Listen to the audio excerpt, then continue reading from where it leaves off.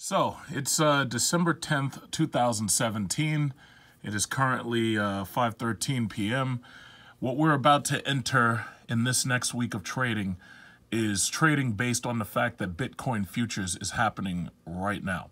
So, as you know, I use Coinbase as my main trading platform. I also use E-Trade, but specifically I use Coinbase for the majority of my trades. As you can see, last week, this time, the weekend crossed 10,000 Bitcoin, and this week it has flown up between 12, 13, 14, and they're still talking about on the news how Bitcoin, by some measurements, hit 19,000. That's when I hit sell at one point for $10,000. But some of the other exchanges did not have 19,000. And later on, Coinbase sent me an email that said, you have to remember to trade responsibly and everything, because I think the last thing they want is, people losing their shirts and everything, even though it helps them. But my thing is, if you really want to protect people, I have no idea why you're allowing them to trade using credit cards. You should not be allowing these people to buy using credit cards. Now, granted, that's, a personal contract between you and the credit card company or the bank. Like, if you have a credit card, they allow you to buy on credit card and you get like a 2.5% fee. I try to avoid fees. I only use the bank. The only problem is when you make trades with the bank, it takes like 3 or 4 business days for the trade to be cleared. However, when you do sell, you get your money almost instantaneously deposited into your bank account like the next day. But there is a $10,000 limit. You're not allowed to take out more than $10,000 in a week.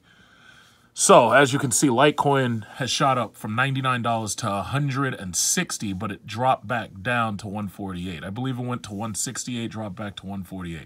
Ethereum has been very volatile, I've noticed. Ethereum went up to 503. Like, within this week right here, it was 519, and now you see it's back to 449. Now, bottom line is this. Even the pros don't know what's going on. You got people, big bankers like Jamie Dimon, the big billionaire bankers. You got big billionaire bankers like Peter Schiff, Jamie Dimon. You got these guys over at CNBC, Fox Business News. Most of these people are actors. They don't know what's going on. Simple fact is, I can't purport to know exactly what's going to happen as a result of Bitcoin futures. So the only thing you can really do is look into the situation and try to learn from it. Now, I'm learning from it as I'm cashing out. Because the thing about it is I'm taking out $10,000 every single week, and I'm basically cashing out right now. And you can basically rebuy into it if you want, but my thing is I feel safer just taking the money out and running. There are other cryptocurrencies that are in the penny ranges right now, and as people decide to move into cryptocurrency, a lot of people feel cryptocurrency is safer than some other investments. Cryptocurrency in general is going to go up. Like I was telling you last week about Venezuela starting their petro. And a lot of these a lot of these economies that have been basically crushed by the IMF attachment to the US dollar, the euro, and a lot of these countries are basically going to break free because they're going to put their money in crypto rather than be puppets of the IMF. And that's basically one of the reasons why you see the U.S. government is doing its best to start interest in regulation against cryptocurrencies so that they can control it, tax it, and that they'll basically be able to ensure that you won't be able to freely move your money around. A lot of the money that's in Bitcoin right now is laundered drug money. A lot of the money in Bitcoin right now is money that there are people who are illegally moving large sums of money because there's no other way to do it and be anonymous. So that's one of the draws to Bitcoin. And that's one of the reasons why, some people would say it's a bubble. Some people think it's a pump and dump. Bottom line is, for right now, in the short term, I'm making money. So as far as I'm concerned, everything else is irrelevant. So anyway, I was reading on Yahoo, Bitcoin futures, everything you need to know. So as you know, today is Sunday, 12/10/2017. So it says, I'll just go through it real quick. I'll probably provide a link to this. Currently, Bitcoins are mainly traded on one of the many cash exchanges, so forth and so on. I use Coinbase. What happens to the price of Bitcoin once Bitcoin futures begin trading? First, the price of Bitcoin futures will affect the price of cash Bitcoin exchanges and vice versa. Speculators will arbitrage the different prices, buying on one and selling on another, pocketing the difference. This isn't very easy to do when Bitcoin is moving fast and exchanges are crashing left and right. We'll likely see one or more Bitcoin flash crashes, so that's something to watch out for. When I reported that Bitcoin hit 19,000, I still have the picture. In fact, I have the picture. I'll show you on my third monitor. I have the picture still left over to show you. Bitcoin, I took this picture at exactly 11:26. Bitcoin hit 19,120. At that point, that's when I hit the sell button. Thing about it is some of the other exchanges didn't record that. And even if you look back at the same thing, Coinbase, you'll notice that the highest Bitcoin amount that they recorded here was 17,347. But as you remember, I showed you that it hit 19,120. So the thing about it is Bitcoin, the problem is it's moving so fast until even the computers really can't catch up between this buying and selling. I heard some people say, yeah, that was a pump and dump where they pumped up the price and then suddenly somebody sold or a lot of people decided to sell. But, you know, that remains to be seen. As long as I got my money, everything else is irrelevant. I could care less because I don't do refunds. So anyway, critics may argue there's a bit of tail wagging the door with the futures market and influencing the cash market prices, but it's not uncommon for derivative markets. And that's exactly what this is. This is a derivative market. Every single one of these cryptocurrencies is a derivative. Will Bitcoin shorts crash the price of Bitcoin? Well, it says future contracts allow traders to bet on the market moving in either direction by going long or going short. Aside from a few small Bitcoin derivative markets, there's currently not an easy way to short Bitcoin. And that's the problem. These Coinbase only allows you to take out $10,000. So let's say I was a Bitcoin billionaire or a Bitcoin millionaire. If I wanted to pull all of my money out right now, like tonight, I couldn't do it. I'd be stuck only being able to get $10,000 at a time. So that's something to watch out. And it's very difficult to short Bitcoin. And I'll never forget back when Bush was president. And it's funny because, like, I looked through YouTube and I really don't see many videos of it when people were trying to pull all their money out of the IndyMac bank. And there were lines around the corner. And I don't know how many of you remember it, but back then there were people trying to make a run on IndyMac. And ultimately what came out of that was, you know, they were telling these people, yeah, well, your money's only insured up to like 150,000 or something like that. So the FDIC ended up having to raise the insured amount of money to, I think it was like 250 or something, 250,000. I don't know how many people remember that, but I have a really good memory. So anyway, it says the answers aren't so simple. Obviously, they have no idea what's going to happen. Unlike the stock market, futures markets are a zero-sum game. For every long, there is a short. For every winner, there's a loser. Every dollar of one trader's profit is a dollar lost by another trader. If someone wants to bet big that Bitcoin is going down, say by shorting 1,000 Bitcoin contracts simultaneously, there needs to be one or more traders willing to take the opposite side. That liquidity may not be there from day one as the future markets grow. Long story short, they don't know what's going to happen. That's the long story. But here's the thing. The reason why a lot of people want into cryptocurrency, as I've already stated, is simply because cryptocurrency is anonymous. They want to be able to use their money anonymously to purchase things on the internet.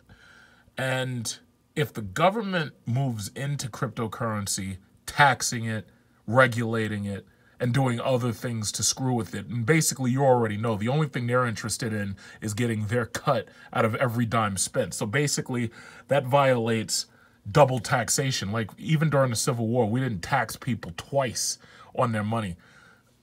And the thing about it is that's exactly what would happen here. Because the thing about it is, let's say you're betting on Bitcoin. Obviously, you're getting your money out of your paycheck.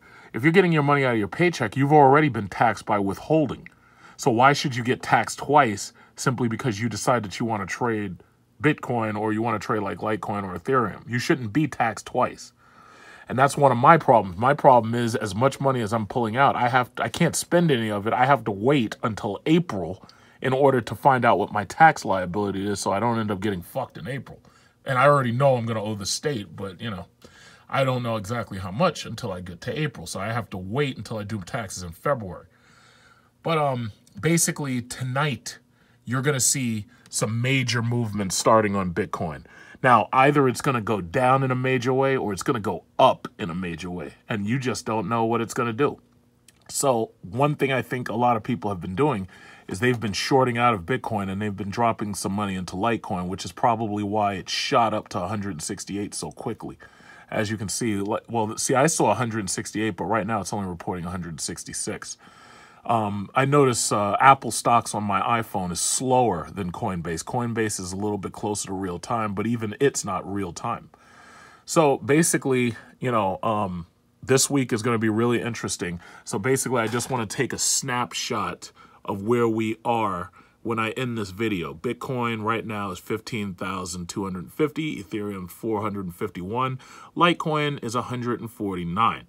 So when I make another video to tell you how my trading week was, you can guess that I'm only going to make a video if I suddenly earn a lot of money real quickly, like if we suddenly see a spike into the $20,000 Bitcoin range, or if we see a major downturn, at which point I'm doing automatic sells so that I don't lose. But then again, I got in so long ago that I really can't lose. But my thing is I don't want to lose by much, so I will auto sell if I have to. But I don't really think that's going to happen. I really think that because of all of the enthusiasm and the hype, I think Bitcoin is being propelled forward. Some people are saying that by this time, I mean, right now it's Christmas 2017. By this time next year, it's very possible Bitcoin could be 40,000, possibly even 50,000. We just don't know. But, your choice. I've a couple of people have, they said, wow, I didn't know anything about this until you told me. And I've put a couple of people into Coinbase and I've given people links and told them how it works. And I told them, yeah, just put $100 in, and just put something comfortable in, like $1,000 or whatever, and see how you feel about it like a week from now. So as I'm going to bed tonight, Sunday, 12:10, the question is, what will I be saying this time next week? Or what will the market be like this time next week? So I'm really believing that Bitcoin is going to be on an upward surge along with probably Litecoin rather than Ethereum. Ethereum's in the middle. And I think a lot of people don't like betting on the middle. I think a lot of people either want to go with the high or the low. And I'm pretty sure more people feel comfortable putting money into Litecoin because it's so much cheaper. It's easier. You can buy right now entire Litecoins. Like if you take $1,000, you're not just getting a percentage of a Litecoin, you're getting entire Litecoins. I have over 50 Litecoins when you count my percentages of Litecoin. And, I don't want to pour too much money into this shit, but the only thing about it is when I'm shorting my Bitcoins, I'm buying Litecoin. So it's easy for me to simply buy Litecoin when I'm using Coinbase. And thus far, like some people have said, they've asked me like, how's your Coinbase experience? Thus far, I'm liking Coinbase. I enjoy using it. But the only thing that's important, just like Coinbase sent me that email, you can't bet your shirt on this shit.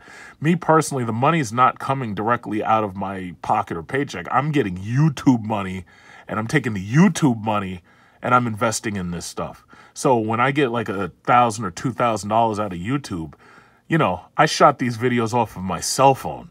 So basically, it's not really a major loss, but you have to be very careful. Like as far as, I call it buying on margin. Like if you use a credit card and you take a 2.5% fee loss, that's insane. I would never buy on margin because I don't trust it that much. But then again, I have to think back to Bitcoin 2 and 3,000 when there were people who bet their mortgages on Bitcoin and bet their mortgages on Ethereum and Litecoin back when it was only like at the bottom. I thought those people were insane, but I guess who's laughing now? Those people are laughing themselves asleep. Their houses are paid off. They're buying Lamborghinis and shit. So, as long as the tax man gets paid, everybody's happy.